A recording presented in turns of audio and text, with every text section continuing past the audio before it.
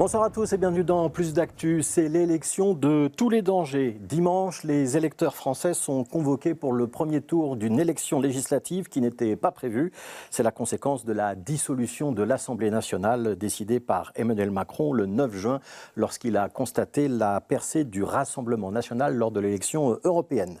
À 6 jours de ce scrutin qui est déjà qualifié d'historique, le parti de Marine Le Pen et Jordan Bardella est toujours nettement en tête des sondages d'intention de vote. Alors la France va-t-elle suivre le même chemin que les Pays-Bas de Geert Wilders? Une victoire de l'extrême droite est-elle encore évitable? Faut-il se préparer à un Premier ministre d'extrême droite, à une France ingouvernable, ou y a-t-il encore d'autres possibilités? Ce sera notre débat de ce soir. Voilà, pour débattre de ces enjeux, nous vous proposons de nous immerger dans la campagne électorale française en accueillant deux des candidates qui se présentent ici à Bruxelles dans le cadre de l'élection des députés représentant les Français de l'étranger. Nous accueillons Cécilia Gondard. Bonsoir. Bonsoir. Vous êtes la candidate du Nouveau Front Populaire. Vous êtes investie par le Parti Socialiste. Et Geneviève Machicotte, bonsoir. Bonsoir. Vous êtes vous la candidate des Républicains, également soutenue par le Centre. Et vous serez donc toutes les deux en lice avec d'autres candidats ce dimanche. Merci à toutes les deux. Je rappelle, vous êtes candidate dans la circonscription du Benelux. Il y a à peu près 100 000 Français, si je ne me trompe pas, qui sont inscrits pour voter dans cette circonscription qui regroupe Belgique, Luxembourg et Pays-Bas. C'est le consulat de France qui est chargé d'organiser cette élection. On va d'ailleurs s'y rendre au consulat de France. C'est un reportage réalisé jeudi dernier par Arnaud Bruckner. Au consulat de France, tout se prépare. Sur ces tables, de quoi équiper plusieurs bureaux de vote. Pour cette élection anticipée, une organisation express. Alors c'est vrai que lorsque nous disposons d'un calendrier électoral qui est préétabli, nous accordons environ 6 mois de préparation à des élections. Et là, nous avons le défi de les réaliser en 3 semaines. Au total, 105 000 Français de Belgique sont inscrits pour voter lors de ces législatives. Légalement, le consulat a été forcé de reprendre les mêmes listes d'électeurs que pour les européennes. Pour Mélanie, impensable de ne pas voter pour ce nouveau scrutin. Je pense qu'aujourd'hui, il y a un message très fort qui est adressé par la France et par le président aux Français. Et je pense que c'est important d'y répondre, et pas forcément que pour ses convictions, mais aussi pour s'opposer à certaines choses qui pourraient être déplaisantes. Et si des bureaux de vote seront ouverts comme de coutume au Hesel, au consulat et ailleurs dans le pays, au vote physique s'ajoutent aussi les procurations et le vote en ligne, lui légèrement anticipé. Si les 2 tours auront lieu physiquement le 30 juin et le 7 juillet, le vote par Internet pourra se faire du 25 au 27 juin, puis du 3 au 4 juillet. Le vote par Internet en France n'est permis que pour les Français de l'étranger depuis 2012. Ça permet à certaines personnes qui n'ont pas la possibilité de se déplacer, ou imaginez des pays qui ont de fortes distances, effectivement ça encourage les personnes à pouvoir voter de leur téléphone, de leur tablette ou de leur ordinateur. 3 modalités de vote, mais pour quels résultats? Aux européennes, les voix du Benelux avaient surtout été en faveur de la majorité présidentielle et des formations de gauche et d'extrême gauche. Pour ces électeurs de gauche ou de droite, il y a peu de chances de voir leur vote changer depuis les élections du 9 juin. Je reste sur mes convictions habituelles, mais j'aurais peut-être pas fait la démarche s'il n'y avait pas cette inquiétude qui était montée. Les gens sont très conscients que cette élection revêt une importance particulière, et j'espère que le taux de participation sera très élevé. Je ne suis ni pour l'extrême droite ni pour l'extrême gauche, mais il faut que les choses bougent en fait. Et je pense que le Français, il en a marre. Aussi bien que ce soit à l'extérieur du pays qu'à l'intérieur. Et je plains les gens qui sont à l'intérieur, franchement. Lors de ce scrutin, les Français de l'étranger de par le monde éliront 11 représentants qui siégeront donc à Paris à l'Assemblée nationale parmi les 577 députés. Cécilia Gondard, pour commencer, campagne express, 2 à 3 semaines seulement pour se déclarer et faire campagne. Organiser une élection, c'est très court. Vous arrivez à faire campagne. Comment ça se passe à Bruxelles? On a des meetings, des réunions publiques. On arrive à toucher les Français de l'étranger facilement ou pas? Alors oui, on a énormément de militants, mais aussi de sympathisants qui n'avaient jamais fait campagne et qui décident là de se mobiliser pour le Nouveau Front Populaire. Et on est partout, on se déploie partout sur le Benelux. Moi, je serai aussi au Luxembourg demain, aux Pays-Bas le jour suivant. Et ce soir, on a un grand meeting à la Maison du Peuple à Saint-Gilles à 18h30. Oui.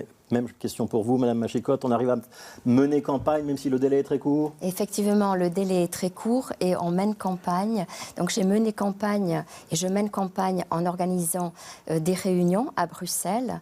Ce soir, je suis au Luxembourg et je vais organiser également des visioconférences. On parle déjà d'une dimension historique pour ce scrutin. Est-ce que c'est ce que vous renvoient déjà les électeurs et les électrices que vous rencontrez? Alors effectivement, les électeurs sont extrêmement mobilisés et veulent savoir exactement ce qui se passe. Parce que Emmanuel Macron, en organisant ce scrutin, dans le contexte de la montée des extrêmes, organise le chaos en France. Ouais, on y reviendra probablement. Même question pour vous, Madame Gondard.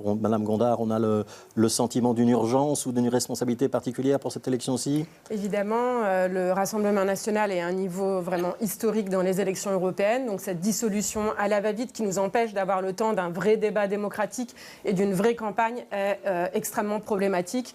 Et c'est un problème aussi, et surtout pour les Français de l'étranger qui ont encore été les grands oubliés, puisque un tiers d'entre eux n'ont pas reçu d'email, ne peuvent pas recevoir d'email, ne vont pas recevoir non plus les circulaires et le matériel électoral chez eux, et ne sont même pas vraiment forcément au courant de cette élection. C'est vraiment un gros problème. Ouais, on parle de 100 000 électeurs inscrits sur la circonscription du Benelux. On a le chiffre précis pour Bruxelles ou c'est pas très précis? On n'a pas de chiffre à communiquer? C'est plusieurs dizaines de milliers de personnes, en tout cas. Oui, c'est plusieurs dizaines. On est dans les 40 000. C'est à peu près la moitié des Français à l'étranger. Ouais. Des Français, pardon, de cette circonscription de Belgique. Belgique. Alors, je vous propose d'entendre celui qui a provoqué cette élection. C'est le président de la République française, Emmanuel Macron. Il en a fait l'annonce à la télévision au soir de l'élection européenne. On était donc le 9 juin et il était 21h. J'ai décidé de vous redonner le choix de notre avenir parlementaire par le vote. Je dissous donc ce soir l'Assemblée nationale. Que la parole soit donnée au peuple souverain, rien n'est plus républicain. Cela vaut mieux que tous les arrangements, toutes les solutions précaires. C'est un temps de clarification indispensable.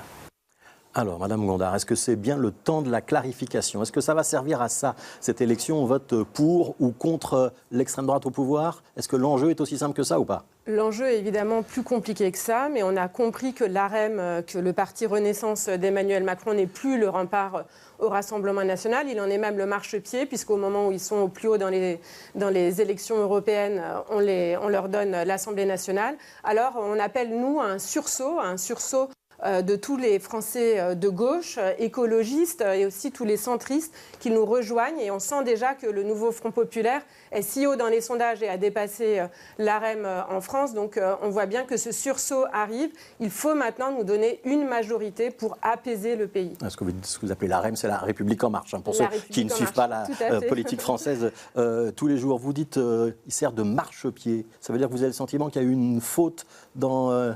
le chef d'Emmanuel Macron quand il annonce la dissolution de l'Assemblée nationale? Bien sûr, et surtout, il décide d'un calendrier très serré. Vous savez que l'article 12 de la Constitution française lui permettait de laisser 20 jours de plus pour une campagne en bonne et due forme, et que là, il a décidé de prendre le calendrier le plus resserré possible, ne laissant pas de place au débat démocratique, comme c'est le cas en France depuis déjà plusieurs années. Alors, Geneviève Machicotte, est-ce que c'est aussi votre avis? Est-ce qu'il n'y a pas de place ou pas de temps ou d'espace-temps nécessaire pour le débat? Alors exactement, cette décision a été prise très rapidement, à la va-vite, alors que nous nous préparons pour les Jeux Olympiques. C'était vraiment pas le moment d'organiser des élections. Il n'y a pas le temps démocratique pour échanger sur le fond.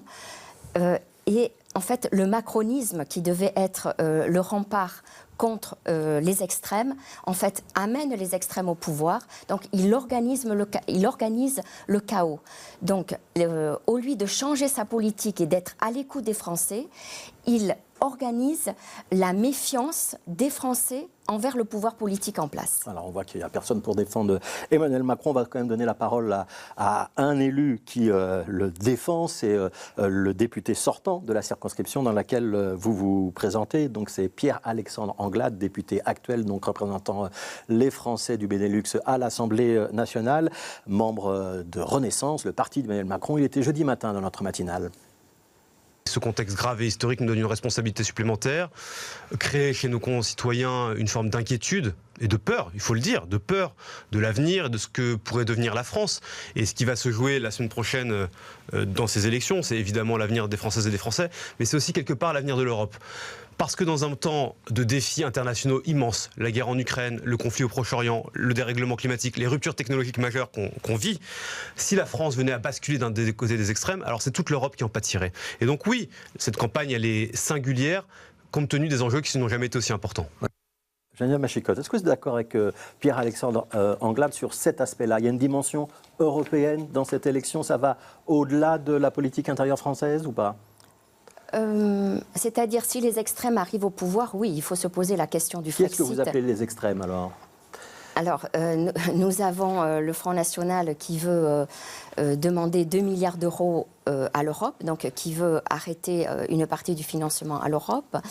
Nous avons le Front Populaire qui est aussi qui a décidé, enfin qui a dans son programme prévu des décisions par rapport aux entreprises avec des salariés qui peuvent utiliser le droit de préemption pour transformer l'entreprise en coopérative. Ouais. Donc là, je suis très inquiète par rapport à l'économie de marché en France. Ouais. Donc le Front Populaire, c'est Cécilia Gondard qui est en face de vous, que vous qualifiez d'extrême. Tout à fait, nous sommes face à deux extrêmes. Nous, les Républicains, nous sommes la voie du bon sens. Nous avons été au pouvoir pendant de longues années. Il n'y avait pas ce chaos qu'il y avait actuellement, ce chaos au niveau de la sécurité, au niveau du budget. Il y a une dette abyssale de 3 000 milliards d'euros. Ce n'était pas le cas quand nous étions au pouvoir. Alors Cécilia Gondard, pour que tout le monde comprenne bien, vous représentez le nouveau Front Populaire qui regroupe le Parti Socialiste, c'est le parti auquel vous adhérez, mais aussi les communistes, les écologistes et la France insoumise de Jean-Luc Mélenchon. Vous acceptez l'étiquette d'extrême que vous accole Geneviève Machicotte ou pas? Je la trouve surtout ridicule. Donc moi, je suis au Parti Socialiste depuis 17 ans. J'y étais déjà quand François Hollande était au pouvoir. Je n'ai jamais eu l'impression qu'il était extrémiste, ni que nous ayons eu une politique extrémiste sur les questions européennes. Alors moi, en plus, je travaille au Parlement européen, je siège au Parti socialiste européen des femmes, donc j'ai un engagement européen, pro-européen depuis longue date. Nous, on propose un pacte européen pour le climat et l'urgence sociale, évidemment, aller plus loin en Europe, mais aller plus loin sur quoi? Sur le social, sur l'écologie, aussi réarmer industriellement l'Europe tout en décarbonant. Et puis on propose aussi de passer à des majorités qualifiées. Alors c'est un peu du jargon, mais pour ceux qui nous écoutent et qui travaillent dans ce domaine-là, ils sauront qu'on essaye d'aller plus loin sur l'Europe et avoir une forme de protectionnisme écologique aussi, parce qu'on ne peut pas laisser toutes les entreprises françaises aux mains de la concurrence internationale sans réguler. Donc on est pour une Europe qui régule et qui est écologique. Ils votent sur quoi, les Français, dimanche? Ils votent en partie pour ou contre le Rassemblement national, pour ou contre Emmanuel Macron aussi. Mais est-ce qu'on parle d'emploi, de pouvoir d'achat, d'économie dans cette campagne? Est-ce que ça intéresse les Français de Bruxelles, par exemple, ou pas? Oui, tout à fait. Les Français que j'ai rencontrés sont très intéressés par mon programme, les 8 priorités pour le Benelux. Donc, c'est la résidence d'attache, c'est-à-dire nous, Français du Benelux, notre résidence en France, s'il nous arrive un accident de la vie, elle est très importante, cette résidence. Donc, je me battrai député pour qu'il n'y ait pour qu'il y ait une exonération de la taxe d'habitation. Je me battrai également parce qu'actuellement, les parents d'enfants handicapés qui paient les salaires des AESH, c'est-à-dire les accompagnants de leurs enfants au lycée français, pour qu'ils soient remboursés immédiatement, parce qu'actuellement, ils ont avancé 20 000 euros et le gouvernement ne les a toujours pas remboursés. Donc ça, ce sont quand même des demandes très spécifiques pour les Français de Bruxelles. Plus largement, j'aimerais vous entendre moi, sur des thèmes de politique intérieure française. La retraite à 64 ans. Imaginons que les Républicains soient dans la prochaine majorité. Vous l'approuvez, vous l'abrogez, vous la gardez, cette réforme des retraites? Alors, la question des retraites, il faut la voir différemment, parce que notre système social est basé sur la solidarité. Ouais. Sur la solidarité. Mais répondez rapidement à ma question. 64 ans, c'est le bon âge, on garde pas, on abroge, on garde la réforme? Moi, ce que je veux dire, c'est que la question des retraites est liée à la question des familles. Il faut aider les familles, celles qui veulent fonder une famille, parce que c'est basé sur la solidarité entre les générations. On garde ou on abroge la réforme actuelle? On garde, et on a une politique familiale. Alors, même question pour Cécilia Gondard. Non, alors nous, on avait fait une grande réforme des retraites quand on était au pouvoir. On avait permis notamment à des personnes qui sont dans la pénibilité, des ouvriers qui ont travaillé très tôt dans des métiers pénibles, de partir à 60 ans. Vous savez qu'ils ont une espérance de vie plus faible que les plus riches. Et donc, leur permettre de partir à 60 ans, c'est essentiel.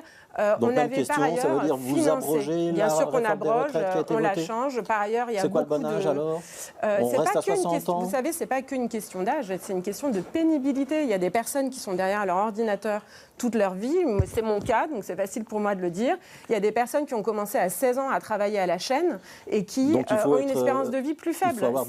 Évidemment qu'on doit avoir des positions qui protègent ceux qui sont dans la paupérisation et dans les métiers les plus pénibles. Alors, autre question précise pour toutes les deux. La loi immigration votée, notamment avec les voix des Républicains, une partie des voix du Rassemblement national, c'était quand Elisabeth Borne était encore Première ministre. Vous l'abrogez, vous la modifiez si le nouveau Front populaire arrive au pouvoir? On l'abroge, on a voté contre et on considère que ce n'est pas en défendant et en reprenant les idées du Rassemblement national qu'on peut le combattre. Geneviève Machicotte, vous la gardez, cette loi sur l'immigration ou pas? Bien sûr, on la garde et il y a un très grave problème actuellement en France avec une immigration qui n'est pas maîtrisée. Il s'agit de contrôler nos frontières en combinant la sécurité et les accords avec les pays tiers. Ouais, vous aviez entendu Marine Le Pen qui a dit que c'était une victoire idéologique, le vote de cette loi. Ce n'était pas une erreur de la part de la droite, d'une manière générale, d'aller sur ce terrain-là? Non, ça a toujours été la position de la droite.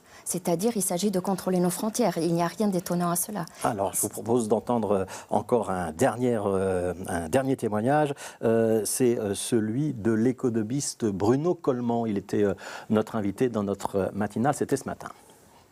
Je n'aurais jamais pu imaginer, par exemple, ce qui se passe en France maintenant. Or, c'est arrivé. Ce qui veut dire qu'on est dans d'autres géométries, dans d'autres configurations.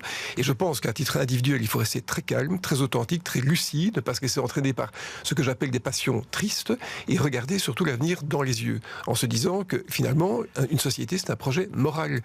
Mais pas autre chose. Ouais, mais c'est difficile pour le citoyen, électeur, mais qui est aussi un consommateur, un contribuable, de se dire j'ai le sentiment que mon niveau de vie est en plein déclassement et on me demande d'être lucide, raisonnable. Je n'ai pas envie, j'ai plutôt envie de protester. Vous comprenez ce raisonnement? Je comprends tout à fait le raisonnement et c'est pour ça qu'il faut se méfier des personnes qui animent les passions de ces gens que vous citez maintenant en les amplifiant dans le sens d'une violence ou de ce qu'on appelle la réaction. Donc je pense que justement le rôle des personnes intelligentes maintenant, c'est d'apaiser, apporter le calme, un peu de stoïcisme dans la société, mais surtout de bien décoder les grandes tendances, les invariants, plutôt que de se laisser emporter par des réseaux sociaux. Cécilia Gondard, est-ce qu'il y a un aspect d'énervement, d'irrationalité aujourd'hui dans la politique française? Oui, alors je suis tout à fait d'accord avec lui. Je pense qu'il faut lancer un énorme plan de lutte contre l'antisémitisme et contre le racisme en France. Il faut combattre les idées du Front National. Mais je pense qu'il faut aussi entendre ceux qui votent pour le Rassemblement National parce qu'ils se sentent oubliés, ils se sentent abandonnés. Moi, je suis allée faire du porte-à-porte à la frontière du côté de Moucron, où ça vote Rassemblement National, chez les Français de Belgique, là-bas.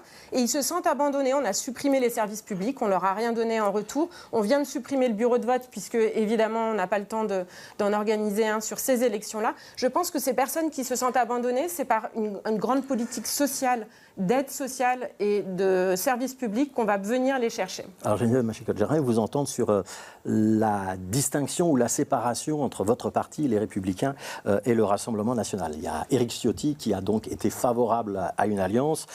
Il a finalement été recadré, entre guillemets, par un certain nombre d'autres dirigeants des Républicains. Où est la frontière pour vous? Vous pourriez gouverner avec le Rassemblement national dans une majorité parlementaire ou c'est exclu? Alors, les Républicains ont été très clairs. Ils ont exclu très rapidement Éric Ciotti, et Éric Ciotti se présente sous la bannière du Front National.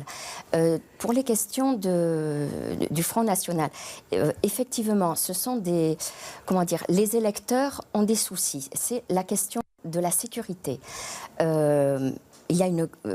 L'insécurité s'est développée en France, donc on comprend que il y ait une recherche justement de cette sécurité. Alors pour moi, il y a un exemple qui est très bien aux Pays-Bas, parce qu'il y a une politique qui a été mise en place et sur 10 ans, il y a eu 40% de la délinquance qui est descendue. Vous faites référence à la politique avant l'arrivée au pouvoir de Geert Wilders. Oui, tout à fait. Donc 40% de la délinquance en moins.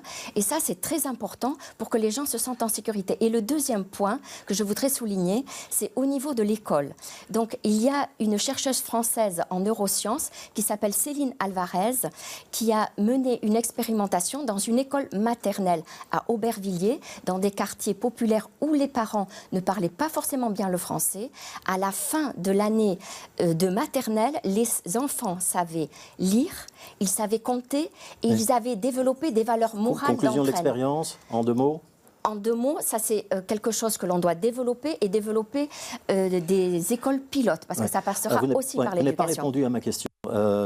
On ne connaît pas évidemment les résultats de l'élection à l'avance. S'il fallait choisir une alliance pour les Républicains, est-ce que vous accepteriez de soutenir une alliance avec l'extrême droite, par exemple, pour soutenir Jordan Bardella, pour qu'il soit Premier ministre, ou est-ce que c'est exclu?